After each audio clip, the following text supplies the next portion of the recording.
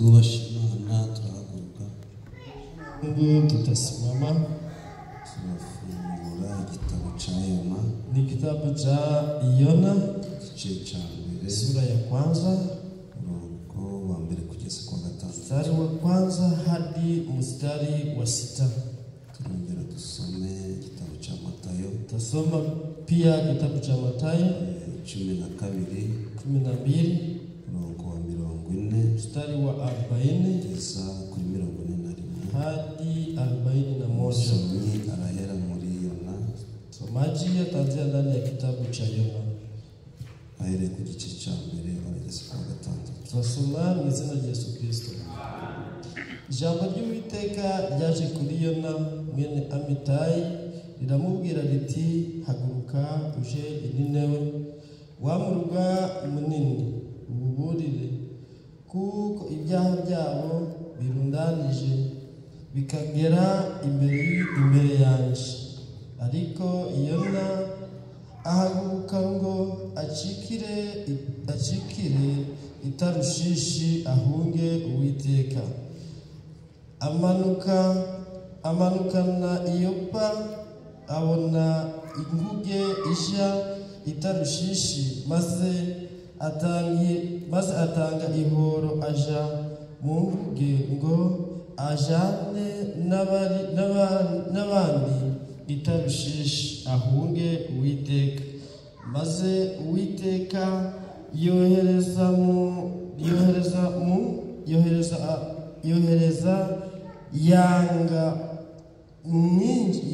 umuyaga mwinshi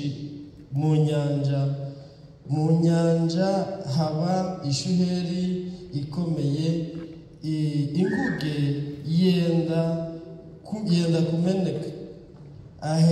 yenda kumeneka ahaseke abasare baterwa n'ubwoba. Umuntu wese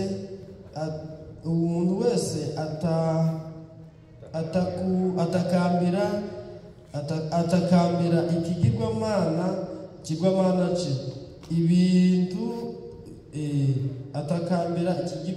cye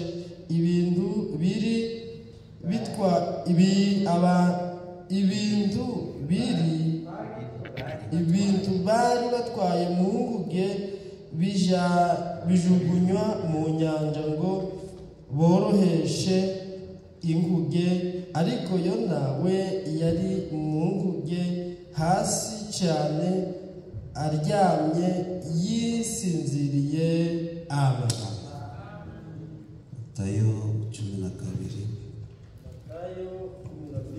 Kwa 40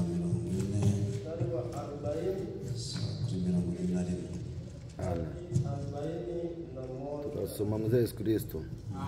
Nk'uko Yona yamaze iminsi 3 n'amajoro 3 mu nda y'urufi, niko n'umwana w'umuntu azamara iminsi 3 n'amajoro 3 ikuzimu. Ab'i Ninewe bazahagurukana n'ab'iki gihe ku munsi w'amateka, babatsindishe kuko bihannye ubwo bumvaga kwigisha kwa Yona, kandi dore uruta Yona ari hano. Amen. Kuzimana veno arasa.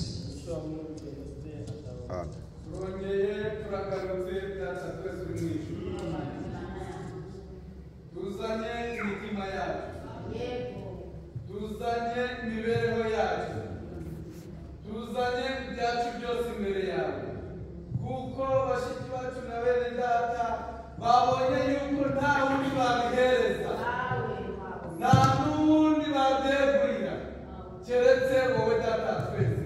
Niyo mpamvu natwe tuje imbere yawe kugira ngo udutambagire, utuzenguruke, udusake mwami ibidakwiriye byose kuko izina Yesu. Amen. Uraka kanya ugiye kuvuga, uvugane n'abagushaka, uvugane n'abakwifuza, uvugane n'abagukeneye, uvugane n'abafite Uwiteka ibyifuzo, abafite inyota yo kukubona mwami. Tuguhaye ikaze kubera kwitangirira kugira kwihereza. rya Yesu, mu izina rya Yesu, mu izina rya Yesu. Mwami, mwami, mwami, ngwino twitore Yesu Kristo. uvugira mu bagaragu bawe no muri aka kanya uvuge tuguhaye ikaze mubyeyi bisabwe mu izina rya Yesu. Amen. turicara dushimiye umwami Tunamshukuru Bwana duhaye kano kanya anayetupatia wakati huu, izina rye rihabwa jina icyubahiro. lake lipewe heshima. kuri umwami niwe ukwiriye, Kwa kweli Bwana ndiyo mwenyewe naho anastahili, twewe ntabwo dukwiriye, sisi hatustahili, kuko twewe turi kwa abanyabyaha, sababu sisi ni wenye dhambi, ariko Imana yo bali umukiranutsi. Mungu ni mwenye haki. Niyo mpamvu turavuga ngo Ndio maana tutasema yakoze, ametenda vema, yatugiriye neza, alitutendea vema, yaturinze twese, alitulinda sote, iduhaye n'aka kanya, alitupatia na wakati izina huu, ryayo jina lake liinuliwe. ijambo ry'Imana riri kuvuga ngo Neno la Mungu inasema hivi, aho babiri cyangwa wengine batatu wawili, yani watatu, bazaterana watakapokusanyika, bateranye mu izina ryanjye, kusanyika ndani ya jina lako, badateranyijwe bila n'ikintu runaka, kukusanyika na kitu fulani, ahubwo ari mu izina ryanjye, bali ndani ya jina lako, nanjye nk'Uwiteka Imana nami kama Bwana Mungu nzamanuka nterane nitashuka nawe. nikusanyike none pamoja ndabona nawe. twewe turenze babiri Sisi batatu, tunavuka wawili na nizera watatu, ko Imana yamanutse imani ya kwamba Mungu yaje amekuja guterana natwe. kusanyika ubwo pamoja. yaje guterana natwe rero, Amekuja kusanyika nasi, reka tubanze twayishimira acha tumutukuze kuko ni mukuru wacu. sababu ndio mkubwa. Shima Imana yarinze abasere, Mungu aliyelinda wadada, kaba yabahaye kuba bakiri bazima, wapa uhai wa leo, yabikoze ntihabwe icyubahiro. aliyefanya apewe Shima heshima. Imana yarinze bene data Mshukuru Mungu aliyelinda bose wadogo, bakaba nao bagihumeka, wagali na kumua, yabikoze turayishimiye. aliyefanya tunamtukuza. Shima Imana yarinze n'abagaragu bayo, Mshukuru Mungu aliyelinda watoto abayikorera bose Imana yabarinze, Sikia wote Mungu iyo amewalinda, Mana ihabwa icyubahiro. apewe heshima. Shima Imana yarinze imiryango yacu, Mshukuru Mungu aliyelinda nabo bose bakaba bari bazima, wote ni wazima, izina ryayo jina rishyirwe lake hejuru. liinuliwe. Imana nikwiriye icyubahiro, Ndiye anastahili nta wundi ukwiriye icyubahiro usibye Uwiteka Imana wenyine, ila Bwana Mungu pekee, kuko ari we ukwiriye sababu yeye ndiye mwenye icyubahiro. Rero mureke tukimuhereze mu izina rya Yesu Kristo. Turaje rero imbere z'Imana, mbele ya Bwana, ntabwo twaguma iwacu ngo turye ibitazagira umumaro, ahubwo tuje hano kugira ngo Imana yongere ituganirire, kuko amagambo y'Imana burya araryoha, sababu neno la Mungu ni tamu akaruta n'ibyo mwita byiza. ya ile yote ambayo mnaita. Amagambo y'Imana ni meza cyane, Neno ya Mungu ni iyo nuko matamu. yumva wumvaga ugiye mu mwuka, ukumva ari meza aruta ibibaho byose. Nasikia Rero ubwo maneno twaje mazuri zaidi. Imana ituganirire, Mungu ariko iyo yarinze mukozi Imana dusabe turayishimiye. aliyelinda ndugu tusame, Hari abagenda mbedamiye ntibagaruke, wanaenda lakini kandi bakaba basize n'imigambi myinshi cyane, wanaacha na miradi na mipango ariko mingi, ntibagaruke. lakini hawarudi. Iyakugaruye yarizi ko uno munsi ugomba kuyikorera. Turavuze ngo icyubahiro kimugarukire mu izina rya Yesu Kristo. Twaje rero imbere z'Imana, ariko mu kuza kwacu burya umwanzi ntabwo aba Sio abyishimiye, wetu muovu hahitaji, kandi burya umwanzi ameze nk'uwo mwita igisambo. ni kama mwizi, Burya igisambo kiba umuntu w'umukire, haiba tajiri, nta gisambo kijya kwiba mu rugo rw'abakene, haibe ndani ya kuko watu kiba kizi ko nta TV kirasanga, nta matelefone kirasanga, nta mafaranga kirasanga, ahubwo igisambo kijya kwiba mu rugo rw'abakire. Hari igihe rero nawe waba uturanye n'icyo gisambo, kuko natwe burya turi abakire. Niba turi abana babarwa ko tuzaja mu ijuru, tukitwa abana b'Imana, nta bukire buruta ubwo ngubwo. Niyo mpamvu rero hari igihe waba uturanye n'icyo gisambo, nagira wirinde icyo gisambo kitazabikwambura. Kandi burya igisambo ntabwo kikwiba ibintu bitagira umumaro, ahubwo kikwiba bya bindi by'agaciro. Ntabwo igisambo cyagera mu wawe ngo kibe amasahani, ntabwo cyageramo aho cibwa amakosi oya kiragenda munsi y'matera harimo amadolari za TV kijana ibintu by'agaciro nawe iyo kikugezeho kikwiba ibintu by'agaciro ntabwo cyagusangaho ibitagira agaciro ngo nibyo kiraja ahubwo kikwiba ibintu by'agaciro ibiguhesha amahoro bya byishimo kwa kugubwa neza kwa kwihangana kugira neza urukundo byose akabijana ntabwo yazaga kwiba amahane ntabwo yazaga kwiba intonganya ahubwo kujana ibintu by'agaciro nagiraga ngo rero tuje twirinde icyo gisabo ntabwo twishimira yabonye tuguwe neza nawe agubwa nabi agakoresha ibishoboka byose ngo natwe tuzarimbukanwe nawe ariko Imana iba idufashe mu biganza byayo ihora iturinze uko bwije n'uko bukeye mukunze amagambo y'Imana uriya nicyo cyatuzanye niyo mpamvu mbabwira ngo ujye wishima ugeze imbere z'Imana we kujya wishima bakubwiye ngo hari amadolari garaboneka oya ibyo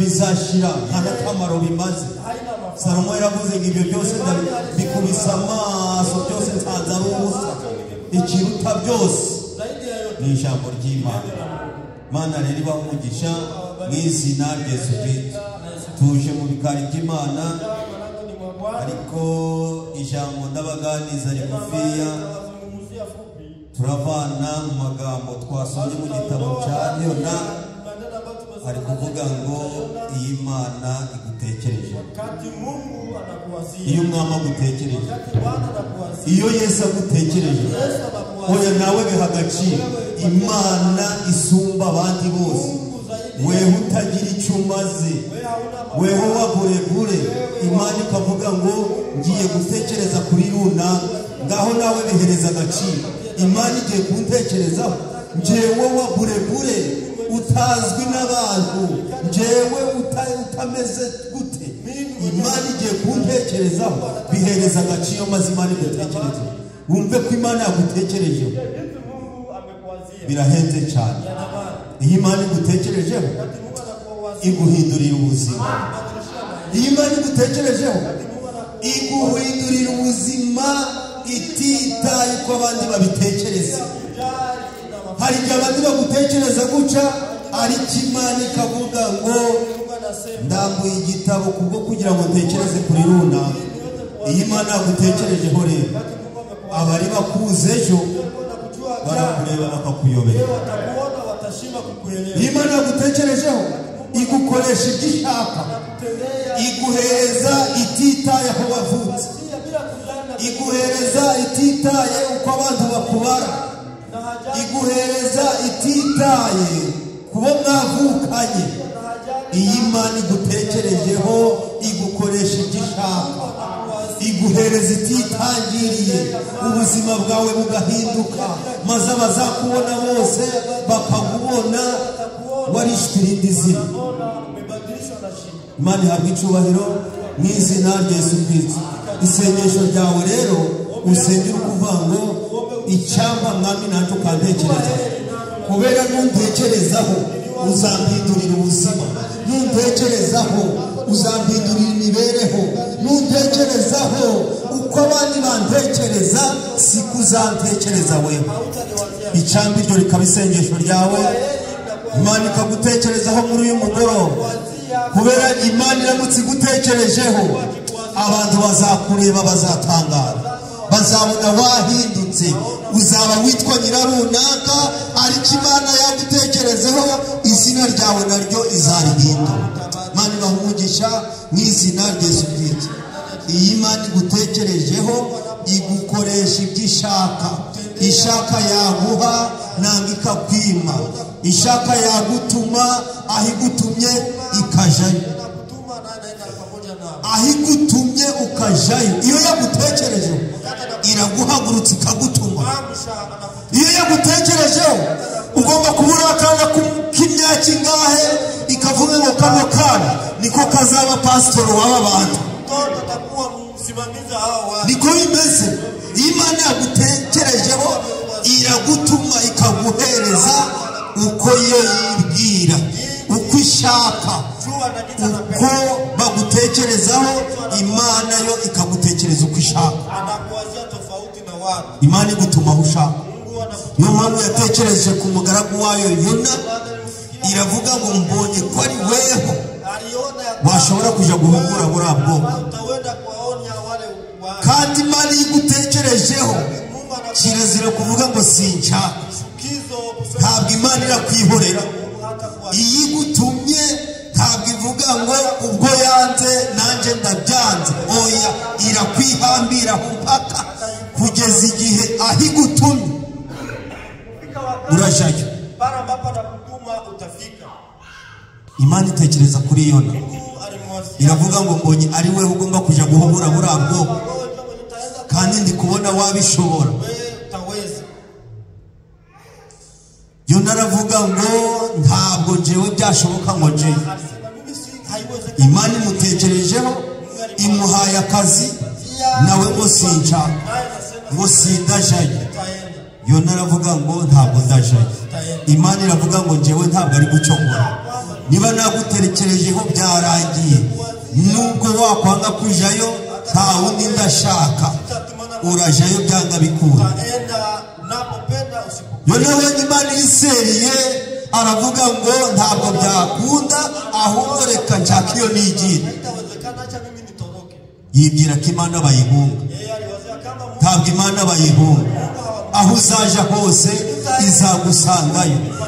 Ari kuzimu, ari ahahe hose, ari mu mucyo, ari mu mwijima, ari ahiherereye, aho abantu badashobora kukubona, Imana izagushaka, izakuvanayo. Ipfa kuba yagutekerejeho.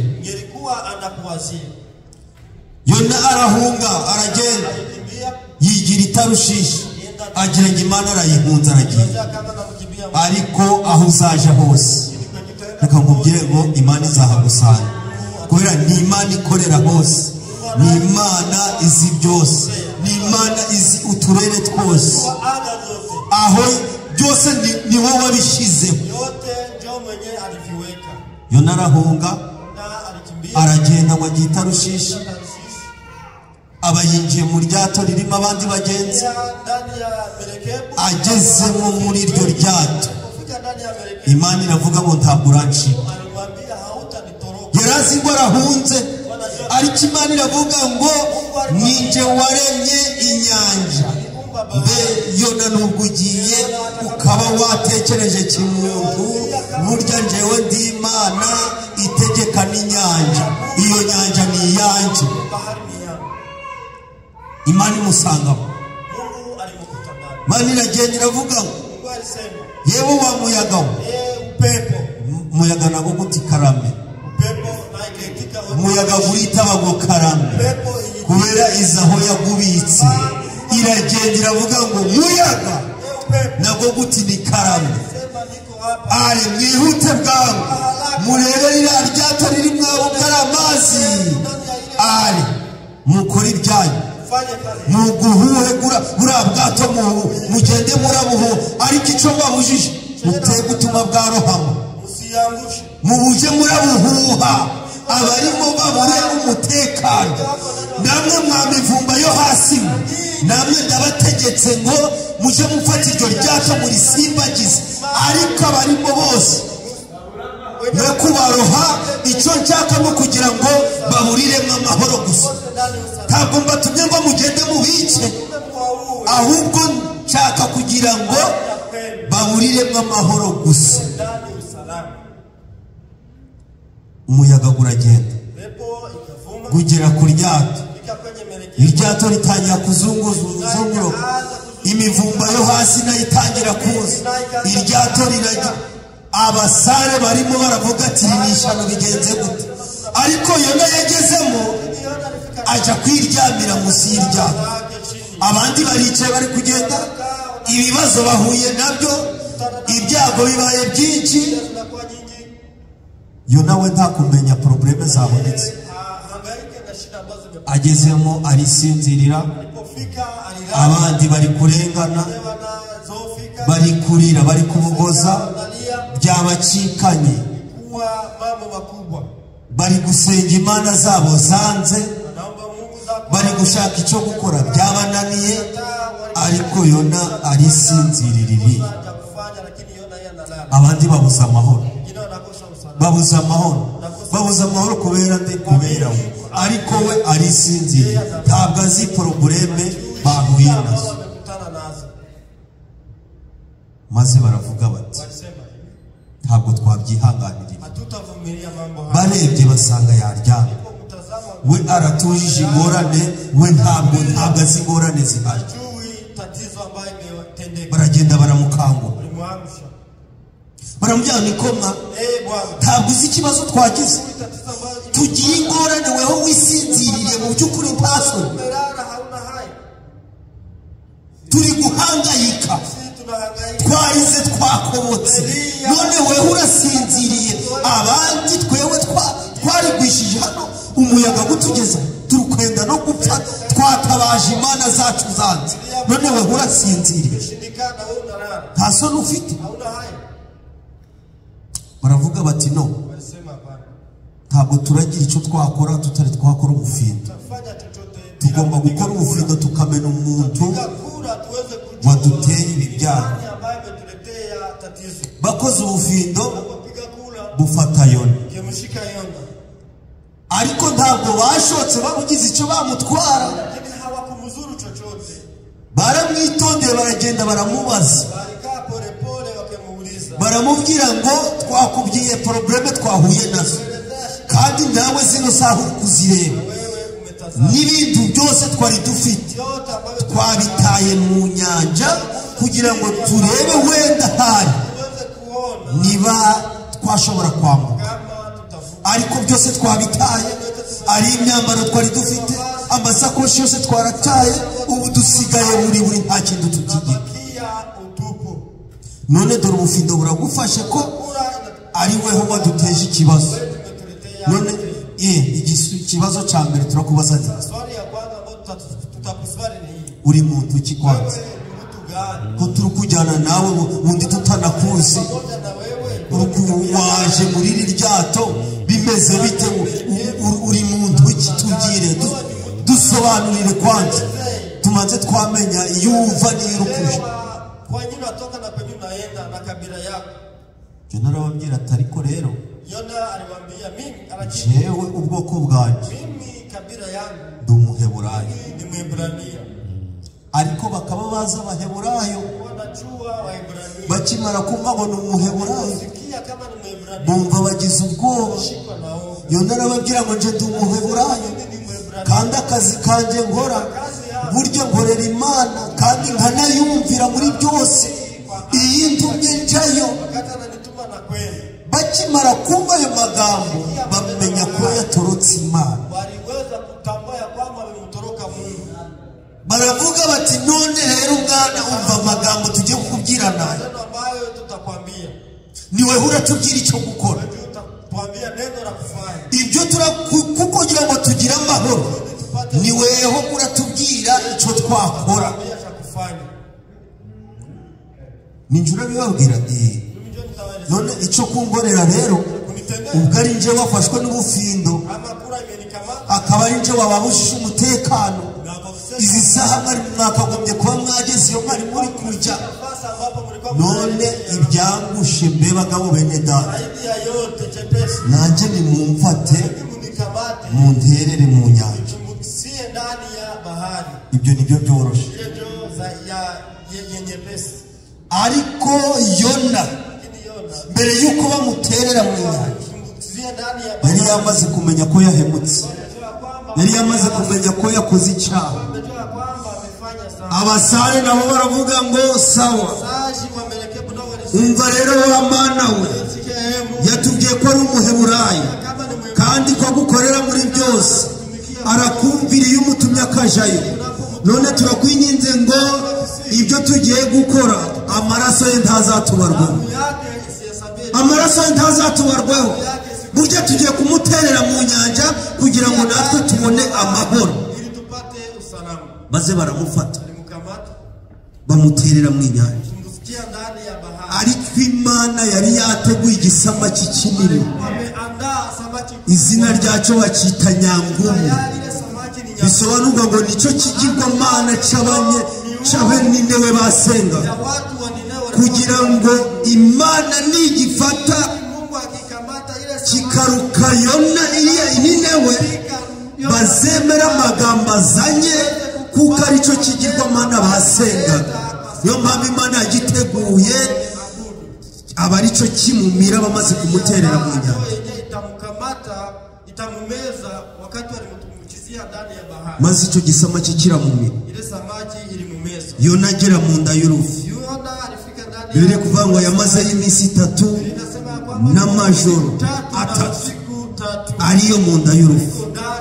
Agezemo rero ni mu byago, ni mu bigeragezo, ni mu kababaro, ni mu mateso, ni mu maganya, nta byishimo bibagayo, habaye agahinda gusa. Yona agezeyo afatwa n'agahinda, abona kwicuza ku cyaha yakoreye Imana. Maze Yona aravuga ati, ndababaye Mana, mbabarira, ngeze ahakomeye, iyo ngeze sinashobora kwikurayo. None Mana, ndakwinginze, naguhemukiye, ngusabye imbabazi umbabarire. Ino yonzi ntabwo mbazi, aho nageze simbazi, sinzi nuko nzashobora kuvayo. None Nyagasani Mana, ndakwinginze ngo umbabarire.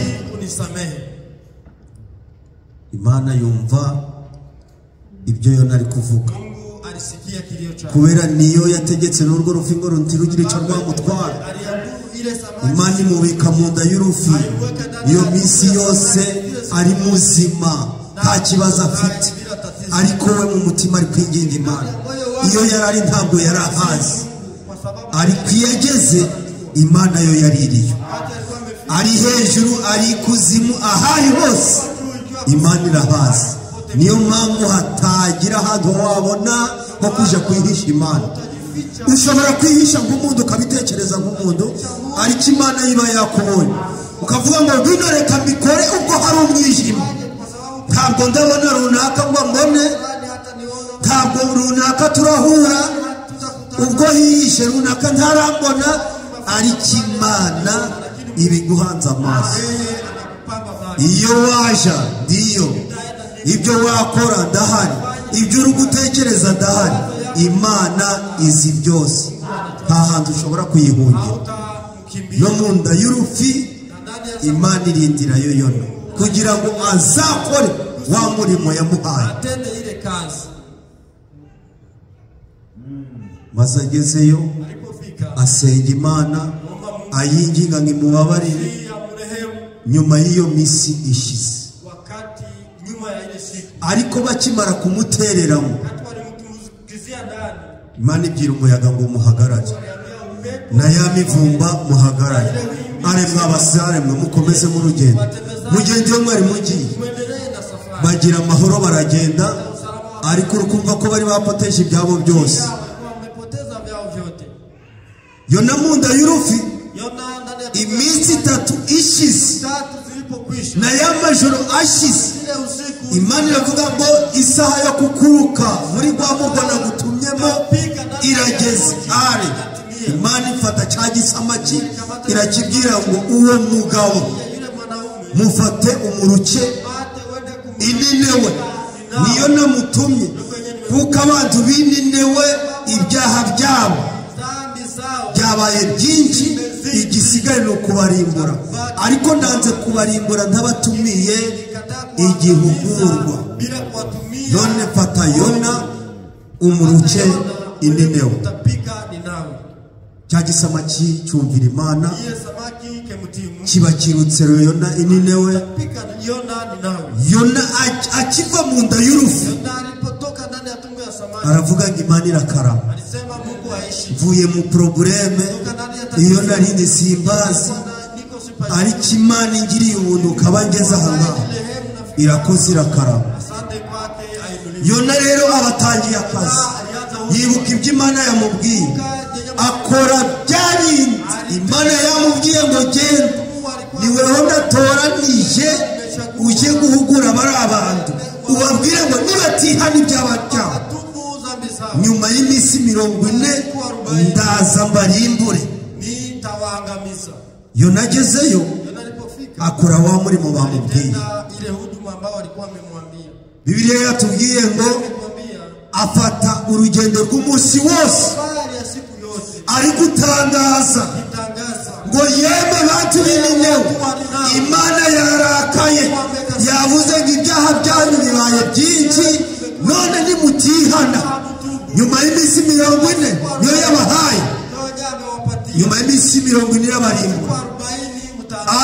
Karitsiye yose akayizunguruka kavuga ngo yeme mu bitangaza. Imana yavuze ngo nyuma y'iminsi 40 nimutihana ndaza mbarimbure. Yo nakora uwo murimo umunsi wose,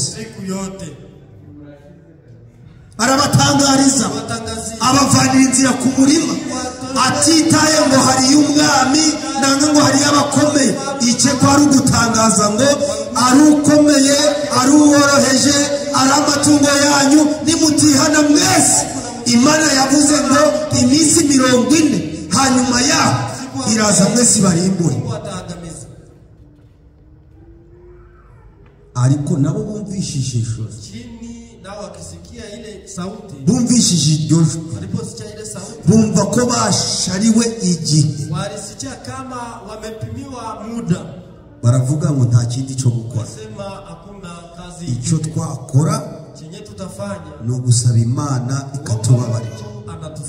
Ariko ntabwo turapfa kuvuga ngo Mana tubabarire, ahubwo hari itegeko tugomba gukora kugira ngo Imana byibuze itubabarire. Barategeka bati, mwumvishije amatangazo yatambutse ko nyuma y'iminsi 40 turarimbuka twese, guhera ku ukomeye ukageza ku woroheje. None bagabo bene data, icyo twakora ni iki? Itegeko ni iri, tugomba kwiyiriza ubusa natwe, titugire amazi twanywa, ari twewe, imiryango yacu n'amatungo yacu, twese tukiriza ubusa. Burya kwiyiriza ubusa nicyo kinesha ikibazo cya kuwasi. Niba ufite kamere yakunaniye,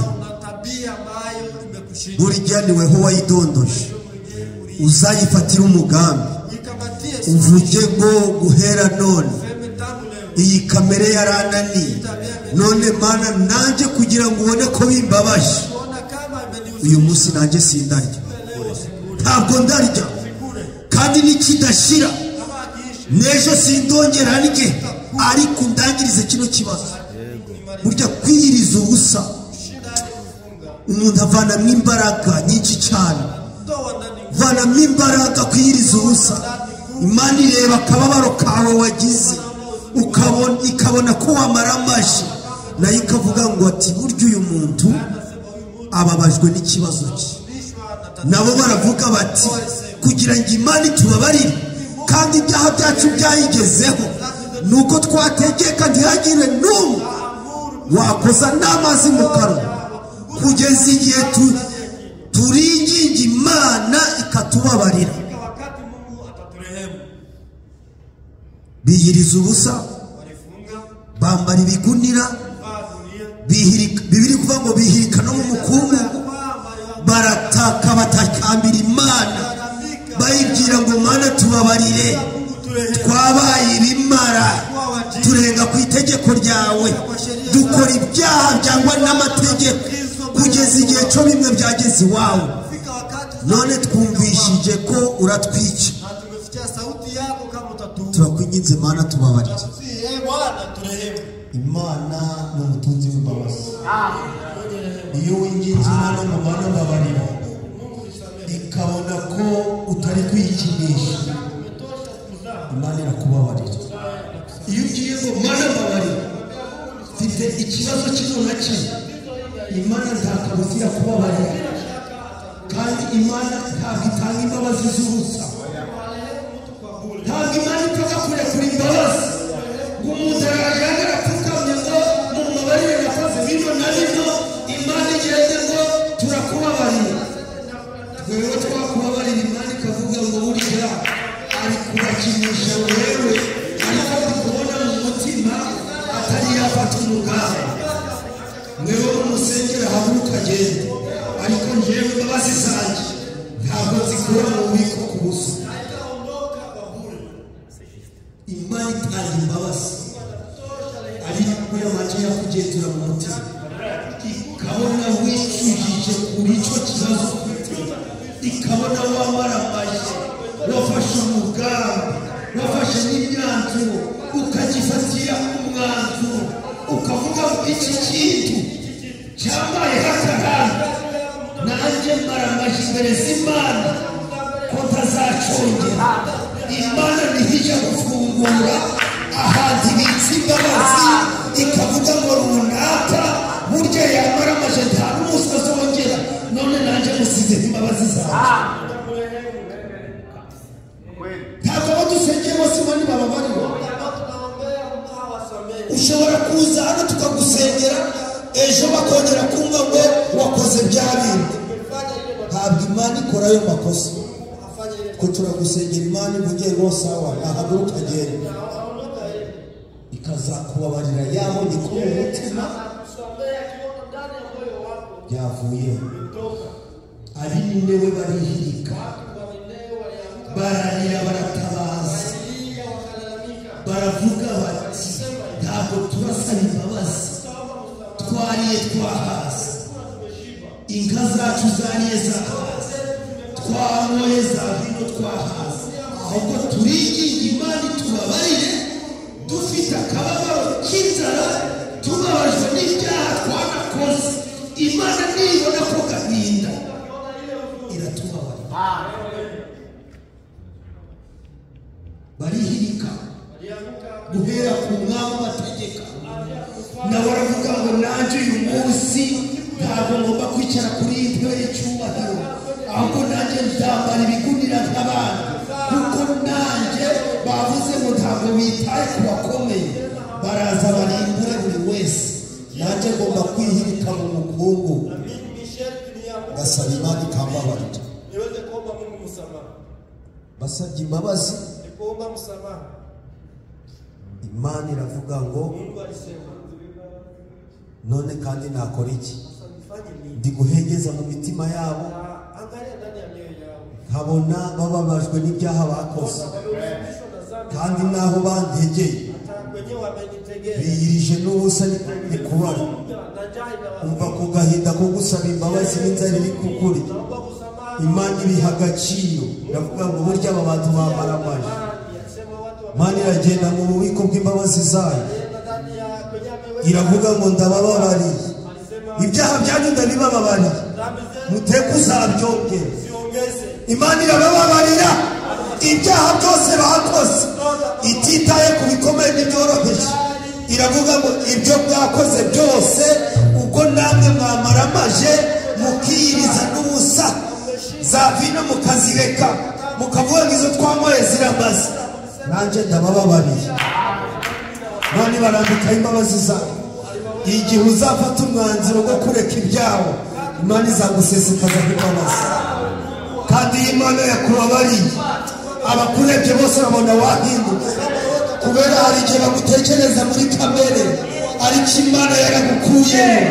Kandi iyo Imana yakubabariye, igutumbira n'abasirikare bo kukurinda, kugira ngo abababagemo batazongera kukubona. Imana igushyira mu mavuta, ikakwambika amavuta yayo, maze babagemo bakubona, bakabona bya bindi witaga byiza, ukagenda uri kubikubita kakagura.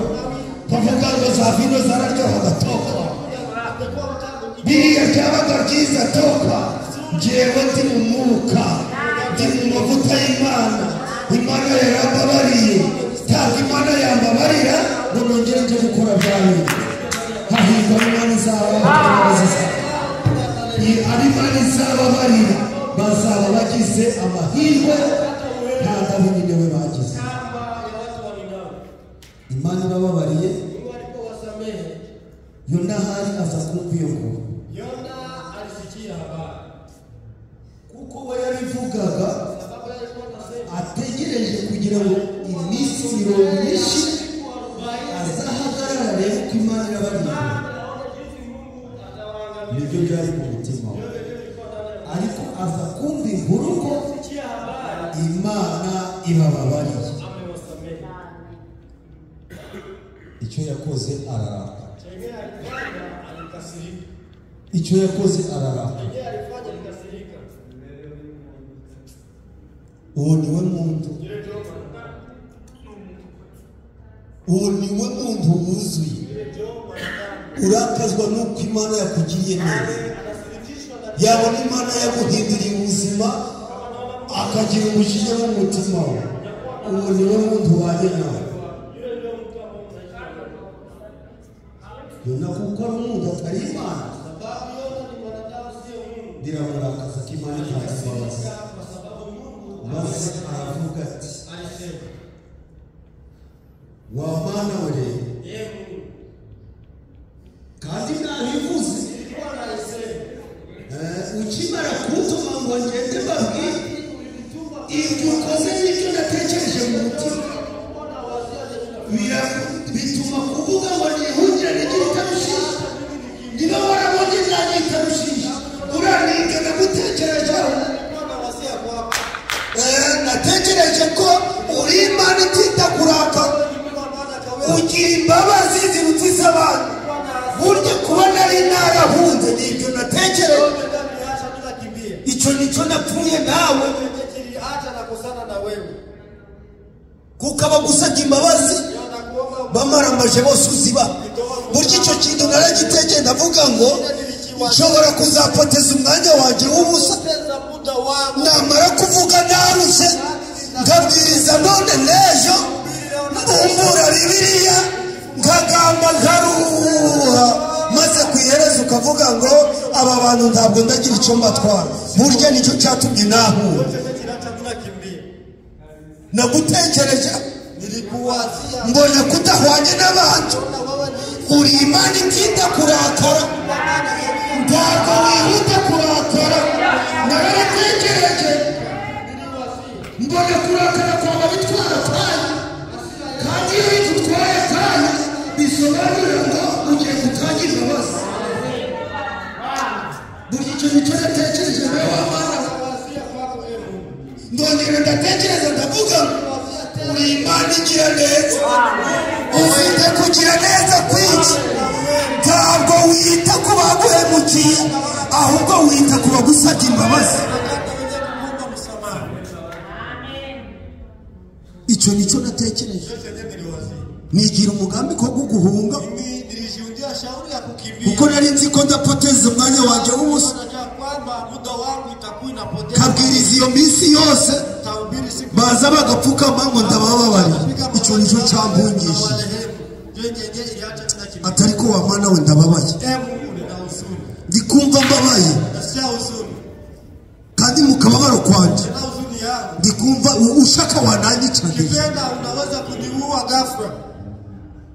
Umva umuntu nuko ari. Abantu bahawe imbabazi ahatabye Imana ngo twishime, ahubwo ngo ndababaye. We kuje ubabazwa nuko runaka bamugiriye neza, ahubwo bije biragushimisha. Uje wumva nawe wishimye.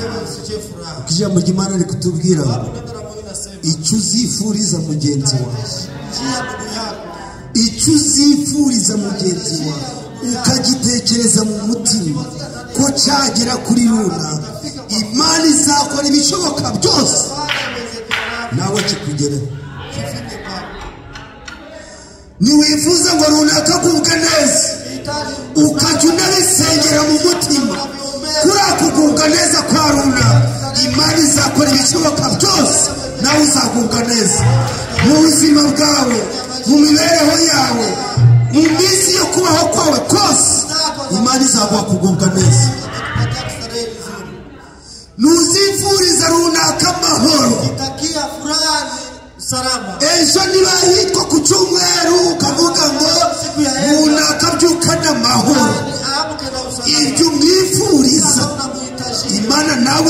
izakoresha ibishoboka byose izabiguhereza. itakuwa kwako.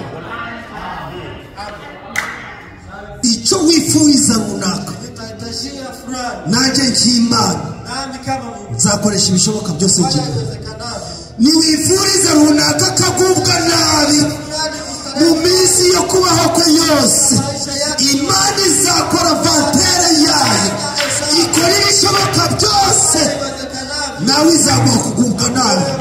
Utastarehe vibaya. Uzagubwa nabi Utastarehe vibaya. kubera nibyo wifuriza abandi, nibwo butunzi ufite mu mutima. Mali ya ndani ya moyo wako. Utekereza ngo runaka icyamba akagubwa nabi, icyamba akabura amahoro.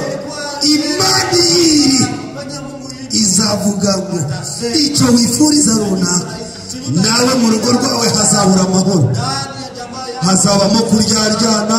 Utakurana. Icyo uzakora cyose nta mahoro, abaturanyi bazakwanga, nta nshuti uzagira. Utakuwa na rafiki. Ibyo ugari ibyo wifuriza abandi, nawe nibyo Imana izakwifuriza. Nuko Imana ikora, Ndio vile Mungu anafanya.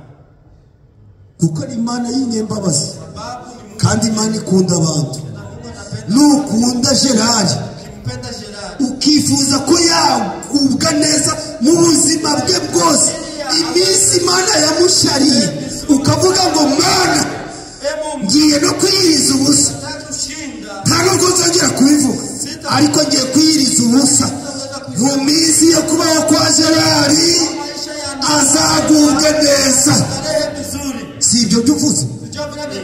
Imana nawe Mungu nawe izakora ibishoboka byose, fanya iwezekanavyo. uzagubwa neza. Utastarehe vizuri. Ariko nugenda ukavuga ngo mu mutima Na unapo unasema ndani ya ngo runaka iyo mubonye mbona ndamushaka, runaka namubona nkabona ndamushaka, iyo yakoze kuri kino kiraza, yakora kwa kino kikaza, kandi aja muri kamari nanjye nkaja, ariko namubona nkabona ari kumera meta, namubona hano nkabona ameze neza. None ntabwo nshaka akagubwa neza. Iryo sengesho usabye, Imana aho yicaye ku ntebe yawe izabumbura igitabo ije ku izina ryawe, ivuge ngo harya runaka yifuriza abandi iki. Anahitajia wengine nini? Zavuga ngo ibyo yifuriza abandi ni ukugubwa nabi. Ntashaka ko runaka agira imodoka, ashaka kahora asaba umusafiri, ashaka kahora yabuze n'amafaranga yo kwishyura renti, ntabwo ashaka ko runaka aja no mu kazi, ashaka ko azarindagira. Uko kurindagira kumusabiye, Imana izafungura izina ryawe, izasomaho ibyawe byose, ivuge ngo nsanze runaka yifuriza abandi kurindagira, nanjye cy'Imana nanjye nibyo muhaye. Nuko Imana ikora kandi ntabwo irondora ku butoni, nta n'ibiguzi wayihereza. Uba mwiza uba mubi, uba umukara uba inzobe, uba muremure uba mugufi, ugira amafaranga utayagira, icyo Imana ishaka ni ukwifuriza abandi byiza. Nicyo wabona ategeka aguze imodoka nziza, kavuga ngo nshima Imana yamuhaye imodoka, ejo nimuhamagara nanjye ndayisha. Ariko kirazira Imana kubona mu mutima wawe hategeka kunyuze ari kunyonga imodoka nziza igezweho, ukifuza ngo iyaba ari iyanyu.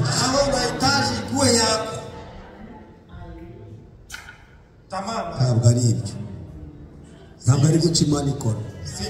Icyo ni ijambo ry'Imana, niyo yaryanditse. Icyo wifuriza mugenzi wawe, ari amakuba, ari ibyago, ari ibigeragezo, ari ugupfusha, nawe bizaza. Numwifuriza kugubwa neza, ari ukubyara abana, amahoro agakwira mu rugo rwe, akagira ubutunzi bwinshi, uwo mutima umwifurije, Imana nawe izabiguhereza. Iyo niyo Mana. itandukanye n'abandi. tofauti na watu. Imana yo ndabwira abona runaka yabonye ngira Amefaidika. si ibitanga se. Mungu ndio mwenye anatoa. Niyo mpamvu dutandukanye nayo. Maana sisi ni tofauti na Mungu. Yona bararakaye Yona akikasirika. ati Imana rero ahubwo ikiruta byose Mungu zaidi ya yote. ikumva wanyica nkanavaho. Nasikia naweza kaniua mimi natoka. Wanyica nkavaho Niue nitoke. kuko ndi kubona weho tutazashobokana. Babu naona mimi na wewe hatutaweza. Ntabwo waje tuma umuntu mu kazi ngo nabikora Hautatuma mtu byabindi byo wamutumye uzu wisenya. nyuma ya huduma yako. Reba umunsi na poteje ndi kuvuga amasaha arashize kandi abantu bose nabagezeho ndakarite nimwe ntagezeyo Kuna hata mudi sio kandi ndi kugenda n'amaguru nanarusha. na mguu tena. None amagambo yagiye aciye amazi. Sasa maneno yao naikata kabisa. Beyona Yona jewe ntabwo ndi umuntu, mimi si mwanadamu. ndi Imana itandukanye nawe. Ibitekerezo byanje bitandukanye n'ibyawe. Imigambi yanjye ntabwo ihuye n'iy'umwana w'umuntu. Sio pamoja na mipango Imigambi y'Imana itandukanye n'imigambi y'umwana w'umuntu. na mipango ya mwanadamu.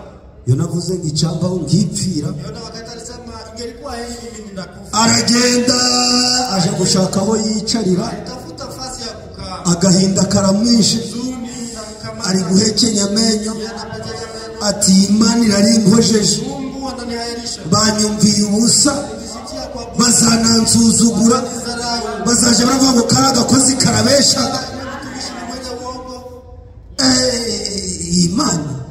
Mana ndikumva wanyica nkavaho. Ya wewe unaweza Nta nubwo nshaka no kukureba mu maso, kuona ndani ya macho. ushaka wanyica nkavaho. Penda unaweza Aho yicaye agahinda karamufata kukaa anashukuru. no guhekenya amenyo kwinshi. Tenya meno. Imana iravuga ngo maze rero Yona mu mutima burya ntandukanye nawe, reka nkwereke mu kanya ibyo ndabikora. Imana itegeka izuba Mungu aliamuru iti wazuba we tambuka hano wewe pita. ngiye kuguhereza akazi. Imirasire yawe yose Kuchomoza kwako. yirasire mu ruhande rwa kariya gasasa. Chomoza ndani ya ile kichwa Ya mishare y'izuba yose yizanuye irasire hariya ho kariya gasaza kari kwivovote muri rwa ruhara rwako maze rumeneke. Chomoza ndani. Yo karamenya ko ndi Imana. Iye jitijua inawaka. Ababazwa nuko ntanze imbabazi Kwamba mimi ku bantu banje niremeye. kwa sababu amehuzunika. Nabaremye mbakunze, ntabwo nabaremye ari ukugira ngo mbarimbure. Waomba kwa wewe. Niba bampemutseho bagasaba imbabazi ngomba kubabarira. Wameniomba msamaha na mimi nawasamehe. Imana itegeka izuba Mungu aliamuru. riraza naho Yona yicaye Ilikuja kwenye maze riramurasira mu ruhanga, kuchomozea. izuba riramukubita. Yona ati noneho iririshana, Yona alisema hii ni uongo. nari nzi ngo biroroshe none birankomereye, none ndabigenza gute? Namwe muzi izuba ryavuye, Mchana. ubura naho warihungire, ibyuya bikaba byinshi. Joto inakuwa nyingi. Yona riramukubita, riramukubita, abura agacucu yajamo. Kusa kivuli cha kuingia. Imana kuko itandukanye n'abantu Kwa sababu Mungu ni tofauti. kandi ikabitegeka byose yaremye, Vyote bikaba bishinzwe kuyumvira. vinashuhudia. Reka nkubwire ngo buri karemwa kose Nikwambia kila iyi Imana igategetse kama Mungu anaamuru. gashinzwe kumvira. Anasurutishwa. Imana iravuga ngo rero Yona Alisema hiyo. ubwo umaze kwiganyira, ndi kubona agahinda ko kumva ko ntanze imbabazi gatangiye gushira, ahubwo ubabajwe n'izuba riri kukwica, Unahuzunishwa na kuko ndi Imana y'inyembabazi. Imana ije gushaka agasimbira agahamagara Mungu alitafuta kadudu kitwa inanda. ambaye inaitwa nondo. Imana yamejeje uruyuzi Aliotesha liboga. mbere yuko ihamagara ku gasimba. Mbele aite ile nondo. Yamejeje uruyuzi Aliotesha rurazamu. Mbe urwo ruyuzi rwari ruvuye ako kanya, ile liboga ilikuwa. ibaze urwo ruyuzi aho rwari ruvuye, maze wumve ko Imana ari Imana itandukanye n'abana b'abantu. Imana irategeka. Wari watera imbuto ntizamuka ako kanya, ubona irazamutse iragiye. Inaota ile wakati Imana izamura uruyuzi rurakura, maze rutwikira Yona, agacucu karaza. Yona aravuga ngaho nari mvuye none ndaruhutse, kanugame kano gacucu. Kuri kugama ku gacucu zaho kavuye ko hari ubutayu n'izuba riri kuva, iyo mbuto ije ikamera ikaza ikakurogosa ako kanya. Mbere yo nabivuye, watekereza ko ari Imana ibikoze. Nati ndikumva nduhutse, uruhara rwanjye rwari rugiye gutonoka we, none ngiriye amahirwe mbonye agacucu. Imana iraza. Nambia ngo Yona bite? Ni byiza. Bimeze bite? Uracari kwivovota? Ngingongo nje. Imana iramubwira dino zuba waribonye riri kuva, urivovota ndakureka, iyo nshaka riba ryakwisha ukava. Ariko kuko ndi Imana, kuko wabivuze akaba ntinda kurakara, ntabwo nitaye ku magambo gawe wavuze. Nazanye akayuzi karakurogosa kugira ngo ugubwe neza. None mbeyo icyo gicucu wugamyemo washobora kumbwira aho cyavuye? Washobora kumbwira aho cyavuye? None kuki natanga imbabazi ku bandi ukaraka?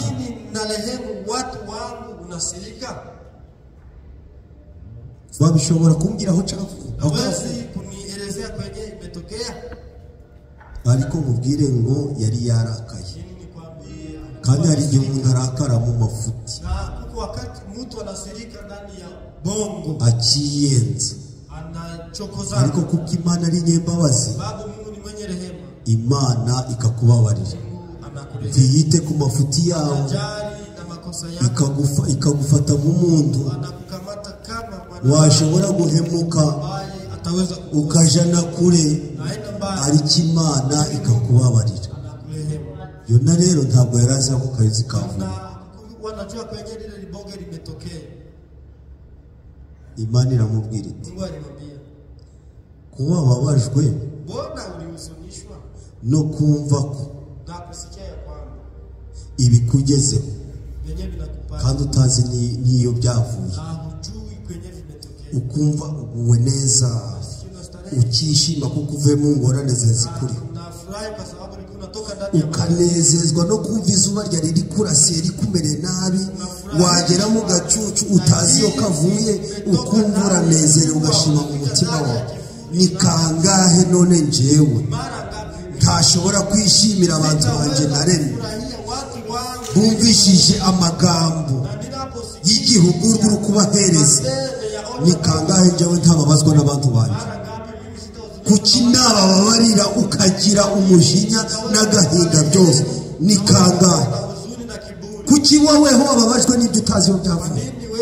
Niko nanjye ngomba kubabazwa n'abantu banjye naremye, bansabye imbabazi bicurije ku byo bakoze.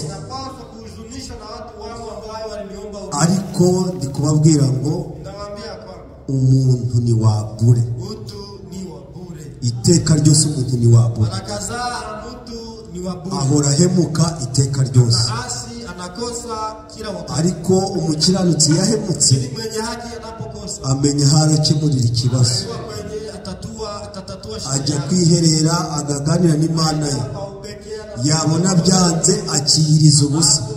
Hari ikibazo cyo kwiyiririza ubusa, ntabwo porogaramu zose ziba zingana, ibyakugezeho byose ntabwo biba bingana. Hari icyo ugomba guhangura, ari yuko wiyiza ubusa ukavuga ngo amasaha 12 sindagira icyo nafata, hanyuma Imana ikemurira iki kibazo. Ariko umuntu we ibitekerezo bye bitandukanye n'iby'Imana. Imana ibifite kugira neza kwinshi. ana wema Ni umutunzi w'imbabazi. mwenye rehema Ifite imbabazi nyinshi zirenze n'urugero. Ariko umuntu iyo mubanye adabu wakati mnaishi pamoja bisaba ngo umumenye. na bidi uweze kumjua. Kirazira kwicarana n'umuntu utamuzi Katazo kukaa na mtu bila kumuelewa. keretse ukiri muri kamera. Akose kama ungali Ariko iyo wakijijwe ukabana na mweneswe umeokolewa unakaa pamoja na ndugu uramumenya. utaweza kumjua. Wabana na mushiki wawe Kana dada ukamumenya. utaweza kumtambua. Twese siko dukiranutse. Zote hatuko Nshobora kuba ndi umunyamagambo menshi. kuwa na maneno mingi. Bisaba ngo umenye rero. Sasa Uzamenye nuko uranyitwara. uweze kunitambua. Tubane tuziranye. Utajikamata kwako. Ariko mu kumenya kwawe nuko uraba warakijijwe. Kutambua kwako utakuwa na umeokolewa. Biri kuvuga ngo Nasemaje? nubana na hategeka Ishi pamoja na hategeka. uzamenye ko ari umuntu Ujue kama ni mtu ushobora kuguhemukira. ataweza kukukosea. Wabyumvise? Usikie. Niho uzashobora Jo utaweza uru rugendo. hii safari. Uzabane na hategeka Ishi pamoja na hategeka. umenye ko ari umuntu Kama ni mwanadamu. ushobora kugera isaha akaguhemukira. Imana niyo idahemuka. Imana yo ntiwayibonaho amakosa. Niyo mpamvu iyo yagutekerejeho Sefini ntabwo yicuza ivuge ngo nakoze amakosa. Ariko Imana itandukanye natwe. Ibitekerezo byacu bitandukanye n'iby'Imana. Rero natwe kuko twitwa abana b'Imana, abitwa b'Imana mu mutima by'ukuri bakumva ko bakijijwe mu mitima yabo. Nzabana na Gerard mvuge ngo Gerard ni mwiza ahubwo ni umuntu. Kubona bigeze igihe nje na Gerard tugasakuza, kumva ko twasakuza nje nawe, nzamurebera mu mutima w'agakiza ko tuzajana mu ijuru. Sobanukirwe ko Gerard ari umuntu. Numara kumenya ko Buhira ari umuntu, washobora guhemukira Venu nawe yarazavuga ngo Mana mfasha nsengera Buhira tuzajana mu ijuru. Kandi Imana yatugiriye ku musaraba twembi dusangira na mesaje. Data n'umwe n'ibiri mu ijuru tuzabisangira. Ubwo tuzajana mu ijuru rero akaba bigeze igihe cy'ampemukira, Mana mpereza kumenya ko ari umuntu washobora guhemukira. Burya ni umunyantege nke. Turi abanyantege nke. Reka uzagira umuntu ubona ngo arakiranuka. Imana twise abanyantege nke. Niyo mpamvu tugera mu ntege nke. Wagera hanze runaka yagusitaraho bikakubabara mu mutwe, kubaza mu mutima. Twitwa abanyantege nke. Twitwa abanyantege. Tugera muri zo ntege nke, ariko tukingiye Imana ikatuvana muri zo ntege nke. Imana ibaha umugisha mu izina rya Yesu Kristo. Kandi kubaganiza ngo iyi Imana igutekerejeho iguhindurira ubuzima kandi ikagukoresha ibyo ushaka, yaguhereza akazi wahungiye urahungira hose ikagusangayo, kuko ari Imana iticuza. Iyo yaguhagurukije ni ukuvuga ngo Sefini yagutekerejeho. Niyo mpamvu yabwiye Mose ngo ndi kubona ari we uzaja gufata buriya bwoko iriya. Mose ati oya Mana ibyo uri kuvuga ntabwo ari njyewe, ntabwo nzashobora kuko ntabwo nzi kuvuga. Imana iravuga ngo rekeraho, ntabwo nagutoranyije nyobeho ko uri na Aroni uzi kuvuga n'abantu bakumva no gusobanukirwa kuruta, ariko ni njyewe urema ibiragi. Abatazi kuvuga ni njye ubarema, ni weho natoranyije ngo genda. Nta mpamvu ushobora kuzana imbere z'Imana yagutekerejeho. Imana ibaha umugisha mu izina rya Yesu Kristo.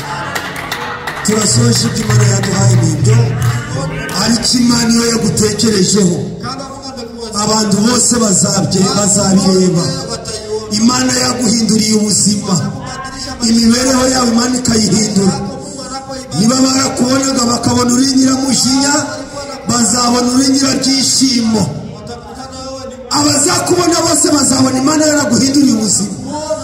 kandi nawe Imana yaguhinduriye ubuzima ugenda urabyirata nka kwa kundi Yakobo yahuye na marayika akavuga ngo ntaho ndava hano utampinduye.